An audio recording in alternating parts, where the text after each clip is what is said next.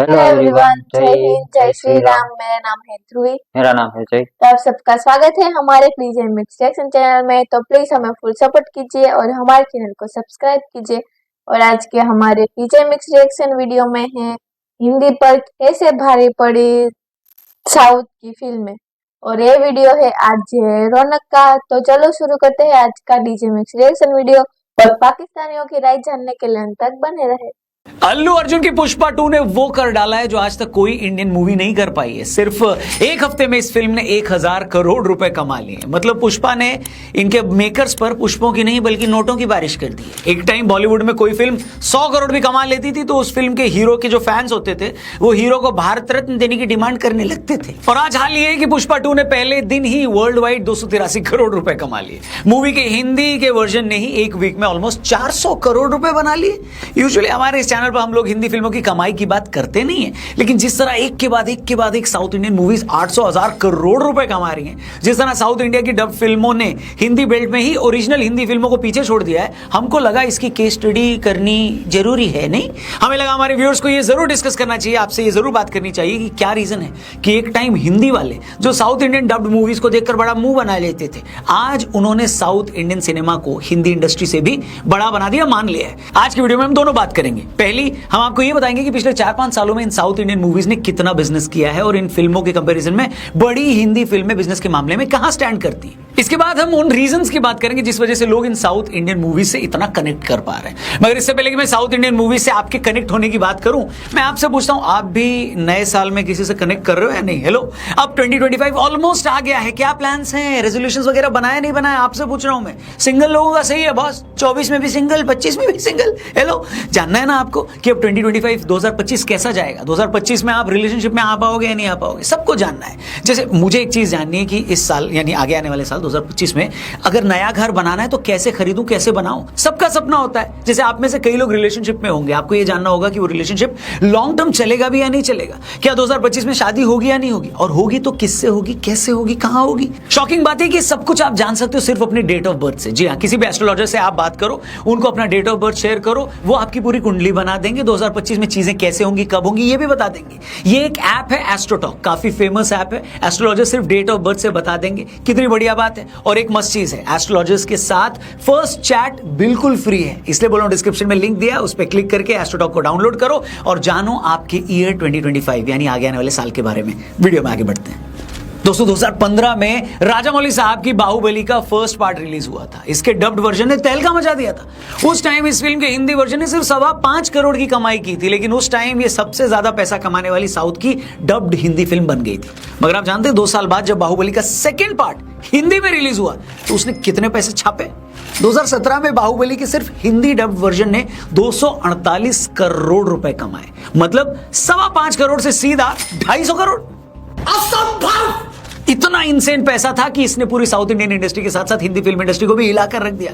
अब तक साउथ के लोग भी अपनी फिल्मों को हिंदी में लाने को लेकर ज्यादा सीरियस नहीं थे, क्योंकि वो इसे एक मार्केटिंग नहीं मानते थे। लेकिन बाहुबली 2 ने जब हिंदी में ऑलमोस्ट 250 करोड़ रुपए कमाए तो सबका सर ही चकरा गया, घूम गया। बस फिर क्या था, उसके बाद कन्नड़ इंडस्ट्री से KGF 1 और 2 आई, एस राजामौली सर की RRR आई, पुष्पा आई और अब पुष्पा 2। ये सारी वो फिल्में हैं जिनकी लाइफ टाइम कमाई 1000 करोड़ से ऊपर की हो गई है। और इस कमाई में से एक मोटा चंक इन्हीं हिंदी बेल्ट से इन लोगों को मिला है। इससे पहले कि मैं इस पार्ट पर आऊं कि ये फिल्में अपने हिंदी वर्जन में इतना मैसिव बिजनेस कैसे कर ले रही हैं, इनके कंटेंट में ऐसा स्पेशल क्या है, क्यों नॉर्थ के लोग इससे कनेक्ट कर रहे हैं, इससे पहले मैं आप लोगों को इन फिल्मों की कमाई के बारे में थोड़े नंबर्स बता देता हूं, सुन के थोड़ी जलन अच्छा लगेगा आपको। अल्लू अर्जुन की पुष्पा 2 ने सिर्फ एक वीक में 1032 करोड़ कमा लिए हैं। इससे पहले बाहुबली ने 10 दिनों में 1000 करोड़ कमाए थे। कल्कि की बात करूं, 16 दिनों में 1000 करोड़ कमा लिए थे। KGF चैप्टर 2 और RRR को भी 1000 करोड़ कमाने में इतने ही दिन लगे थे। इसके अलावा जवान और पठान जैसी हिंदी फिल्मों को 18 और 27 दिन लगे थे 1000 करोड़ कमाने में। मेरे पास गिनाने और बताने के लिए और भी नंबर्स है, लेकिन मुझे लगता है जो बात मैं समझाने की कोशिश कर रहा हूं वो अभी तक एस्टैब्लिश हो चुकी है, और वो ये है कि साउथ इंडियन फिल्में आज पूरे इंडिया में रूल कर रही हैं। अब सवाल आता है कि क्या रीजन है कि ये साउथ इंडियन फिल्में नॉर्थ इंडिया के ऑडियंस के साथ ज्यादा अच्छे से रूल कर रही है। देखिए, सबसे बड़ा रीजन इन फिल्मों से कनेक्ट का है वो ये है कि इन फिल्मों का भारतीय कल्चर से जुड़ा होना। हिंदी फिल्मों को लेकर बहुत सारे दर्शक जो है उनकी आम शिकायत या कंप्लेंट होती है कि ये लोग बहुत ज्यादा वेस्टर्नाइज हो गए। हिंदी फिल्मों के डायरेक्टर्स को पता नहीं क्यों ये लगने लगा है कि मल्टीप्लेक्स में जाने वाली जनता जनता फिल्मों में एक्शन पसंद ही नहीं करेगी। वो एक्शन फिल्में बनाते भी हैं तो बहुत नकली लगती है, इसलिए वो ऐसी फिल्में बना रहे हैं जिससे किसी भी लेवल पर ज्यादा लोग कनेक्ट नहीं कर पा रहे। जबकि इसके उलट साउथ की फिल्मों में अगर हीरोइन साड़ी पहनती है तो उसके कैरेक्टर देसी भी लगते हैं और रियल भी लगते हैं, लोग कनेक्ट भी करते हैं, उसमें बनावट नहीं होती है, जिससे लोगों को उनमें भारतीय होने की झलक भी दिखती है।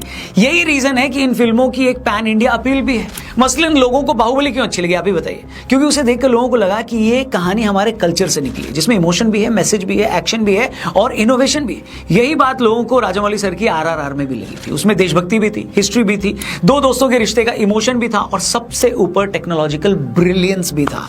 नॉर्थ इंडिया में साउथ की फिल्मों को पसंद करने वाले लगभग हर आदमी का मानना है कि टेक्नोलॉजी के मामले में, ग्राफिक्स के मामले में, स्पेशल इफेक्ट्स के मामले में साउथ इंडियन फिल्में हॉलीवुड में किसी मामले से कम नहीं है। इसका सबसे बड़ा सबूत यह है कि जब राजामौली ने बाहुबली बनाई या RRR बनाई तो इसकी तारीफ अवतार और टाइटैनिक जैसी हिस्ट्री की सबसे सक्सेसफुल फिल्में बनाने वाले डायरेक्टर जेम्स कैमरन ने भी की।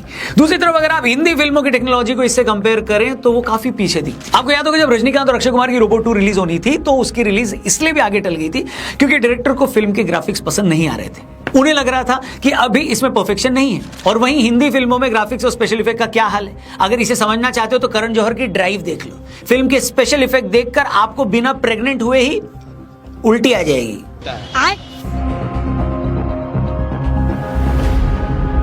आज अगर साउथ की डब फिल्में ओरिजिनल हिंदी फिल्मों से ज्यादा कमा रही हैं, रूल कर रही हैं, फेमस हो रही हैं, तो इसकी एक वजह OTT प्लेटफॉर्म्स भी हैं। जब से इंडिया में प्राइम वीडियो, नेटफ्लिक्स और बाकी OTT प्लेटफॉर्म्स आए हैं तब जाकर हिंदी का जो दर्शक है वो साउथ की बड़ी फिल्मों को हिंदी में भी देखने लगा है। अब तक न तो ज्यादातर साउथ की फिल्में हिंदी में रिलीज हो रही थी और न ही लोगों को उनके कंटेंट का आइडिया था। लेकिन जब से OTT का एक्सपांशन हुआ है उस पर साउथ की फिल्में डब होकर आने लगी हैं तो लोगों को भी उनका टेस्ट मिला है। दूसरी तरफ इन्हीं OTT प्लेटफॉर्म पर जब से हॉलीवुड की अच्छी वेब सीरीज और मूवीज हिंदी में डब होकर आने लगी तो हिंदी के दर्शक को लगा यार इस साला कंटेंट तो ये होता है। हिंदी फिल्म बनाने वालों को दिक्कत ये हुई है कि इससे पहले बाहर की जिन अच्छी फिल्मों की नकल करके वो उसे हिंदी में बनाते थे, अब वही ओरिजिनल कंटेंट सीधा हिंदी में डब होकर आने लगा है। और एक बार बाहर का ओरिजिनल कंटेंट हिंदी में आ गया तो फिर उसकी नकल पर बनी फिल्म कौन देखता है बताइए? इसका प्राइम एग्जांपल है आमिर खान की लाल सिंह चड्ढा, जो कि हॉलीवुड की बहुत फेमस मूवी फॉरेस्ट गंप पर बनी थी। अब फॉरेस्ट गंप कई साल पहले ही OTT प्लेटफॉर्म पर हिंदी में आ चुकी थी। आमिर ने भी बहुत पहले ही इसको हिंदी में रीमेक करने का डिसीजन ले लिया था, लेकिन आमिर की लाल सिंह चड्ढा जब तक हिंदी में आई उससे पहले बहुत बड़ा दर्शक वर्ग फॉरेस्ट गंप को हिंदी में देख चुका था। वो movie execution wise, content wise भी लाल सिंह चड्ढा से सुपीरियर थी, तो फिर लाल सिंह चड्ढा को लोग कैसे पसंद करते बताइए? एक और एग्जाम्पल देता हूं। आज तक बॉलीवुड में बैंक रॉबरी पर कितनी मूवीज बनी है कि नहीं? आमिर खान की धूम 3 भी उसी पर बनी थी। लेकिन लोगों ने नेटफ्लिक्स पर जब से मनी हाइस्ट देखी उनको पता लगा कि अरे बैंक रॉबरी पर ऐसी भी फिल्में बन सकती है क्या?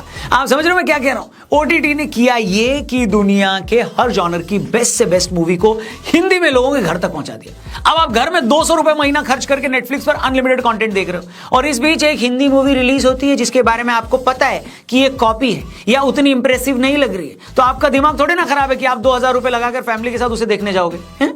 क्या बात है सर, क्या बात है सर। अब साउथ इंडियन सिनेमा ने इस बात को बहुत टाइम पहले समझ लिया कि लोगों को अगर थिएटर लाना है तो कुछ ओवर द टॉप बनाना पड़ेगा, अलग बनाना पड़ेगा, रेंज से बाहर बनाना पड़ेगा। लेकिन ये ओवर द टॉप बनाने के लिए पहले एक बढ़िया स्टोरी होनी चाहिए, फिर एटली और राजामौली सर जैसे बढ़िया डायरेक्टर होने चाहिए, वर्ल्ड लेवल के ग्राफिक्स होने चाहिए। उन्होंने इस बात को टाइम से समझा कि भाई जो बंदा थिएटर जा रहा है, आपकी फिल्म देखने आ रहा है और बड़ी स्क्रीन पर देखने आ रहा है, उसका पैसा वसूल होना चाहिए। तभी तो उन लोगों ने RRR बनाई, पुष्पा बनाई, KGF बनाई, बाहुबली 2 बनाई। हिंदी इंडस्ट्री यहां पर 2 लेवल उनसे पीछे रहेगी। पहला लेवल तो ये कि इस तरह के एक्सट्रीम एक्शन जॉनर में मूवी बनाने वाले यहां डायरेक्टर्स नहीं थे, न वैसे स्पेशल इफेक्ट्स थे। जवान जैसी मूवी जो हिंदी में बनी भी थी तो उसका डायरेक्टर भी साउथ से था। दूसरा पॉइंट, जहां साउथ ऐसी मूवी को बनाने में हिंदी इंडस्ट्री से आगे निकल गया, उसका रीजन है सुपरस्टार्स। हिंदी मूवी में आमिर वैसे ही लिमिटेड फिल्में करते हैं, सलमान और अक्षय भाई की अब उम्र हो गई है, लेकिन साउथ में उनके पास प्रभास है, अल्लू अर्जुन है, यश है, रामचरण है, जूनियर NTR है। शाहरुख भाई ने भी टाइम से इस बात को रियलाइज किया कि भाई कुछ लार्जर देन लाइफ देना पड़ेगा, तो अभी उन्होंने ब्रेक के बाद जवान और पठान जैसी मूवीज की और उसका रिजल्ट सबके सामने। लेकिन जवाब में राइटर डायरेक्टर साउथ से ही है। हिंदी में स्त्री 2 भी चली तो उसका भी यही रीजन था कि वो हॉरर कॉमेडी एक ऐसे जॉनर में बनी जिस पर हिंदी में कम ही फिल्में बनी, लेकिन उसका बैकग्राउंड भी एक गांव या छोटे शहर का था, जिसकी वजह से लोगों ने उससे कनेक्ट किया। ऐसा नहीं कि जैसी फिल्में आज साउथ बना रहा है वैसी हिंदी में नहीं बनी है। 70s की बात कर लें, सलीम जावेद साहब ने अमिताभ बच्चन जी को लेकर जो फिल्में बनाई, उनमें जो उनका एंग्री यंग मैन वाला लुक दिखाया वो आज का एक्शन हीरो ही तो था। अगर आप केजीएफ में यश के कैरेक्टर को देखेंगे तो आपको काला पत्थर के अमिताभ बच्चन जैसा ही लगेगा। आपको साउथ की कई फिल्मों के हीरो में धर्मेंद्र और सनी देओल के एक्शन की झलक मिलेगी। लेकिन जब हिंदी फिल्मों पर वोकिज्म हावी हो गया, वो आर्चीज जैसी फिल्में बनाने लग गए जो किसके लिए बनाई, क्यों बनाई, किसके कहने पर बनाई, किसको पता ही नहीं चला, तो कैसे आगे गाड़ी बढ़ेगी बताओ भैया। एंड में मुझे ये कहने में कोई हर्ज नहीं है कि नॉर्थ की ऑडियंस में एक परसेप्शन ये भी बन गया है कि साउथ वाले अपनी फिल्मों में अपना कल्चर दिखाते हैं।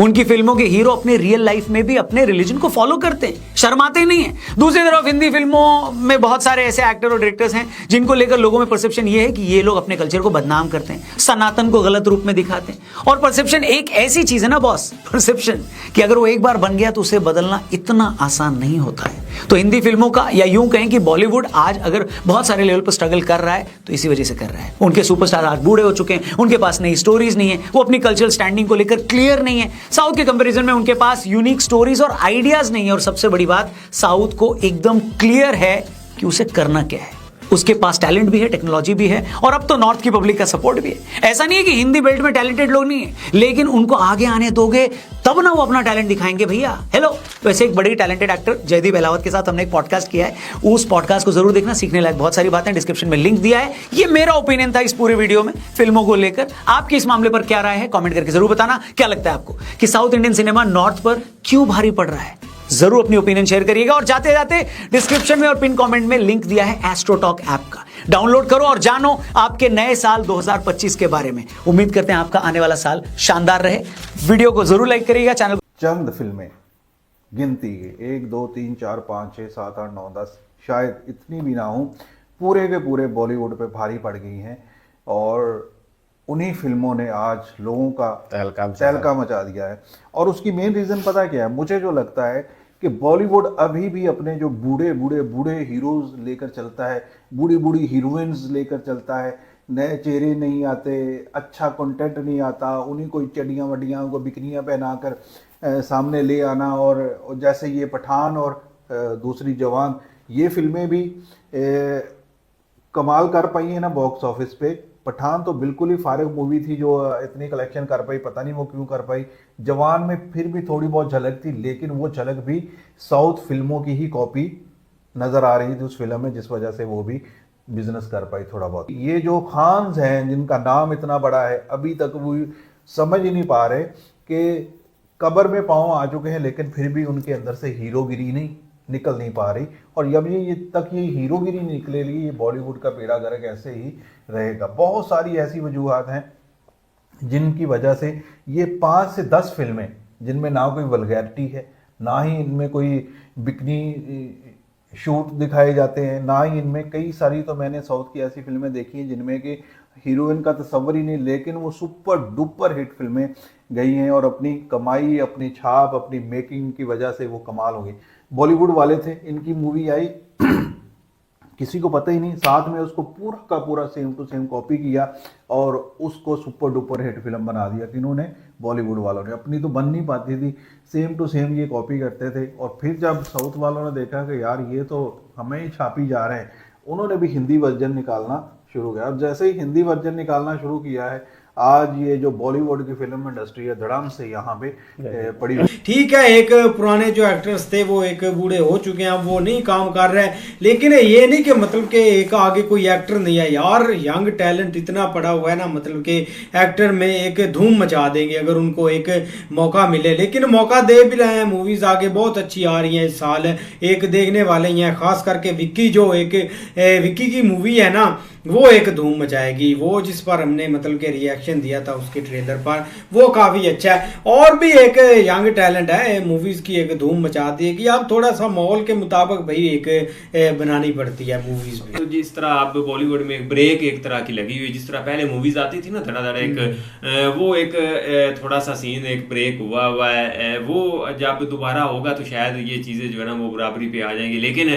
उधर भाई बात वही आ गई कि एक यंग और यंग टैलेंट वहां पे बहुत ज्यादा। ये फ्लॉप होना और ये कब से शुरू है बॉलीवुड में?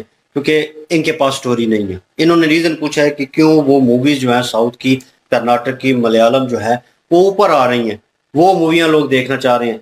कहीं ना कहीं कल्चरल साइड जो है इन्होंने ठीक बताया है, क्योंकि मैं भी देखता हूँ कि जो मुझे चीज़ें जो है ना मुझसे रिलेट करती हैं या मेरे माहौल से या कल्चर से रिलेट करती हैं, वो मुझे ज़्यादा खींचती हैं अपनी तरफ, वो मुझे ज़्यादा अट्रैक्शन लगती है उनमें, और देखने में मज़ा आता है। मुझे नेचुरल चीज़ें जो हैं ज़्यादा अच्छी लगती हैं, कि ऐसा चल रहा हो कि जैसे लाइफ की कोई कहानी चल रही है और मैं उसे खुली आंख से देख रहा हूँ, और वो एंजॉय करना और उसमें इन्वॉल्व होना, ये डायरेक्टर की मेरे ख्याल में जीत होती है, राइटर की जीत होती है, एक्ट्रेस की जीत होती है, एक्टर की जीत होती है, कि वो आपको इन्वॉल्व कर लेते हैं उस लम्हे में।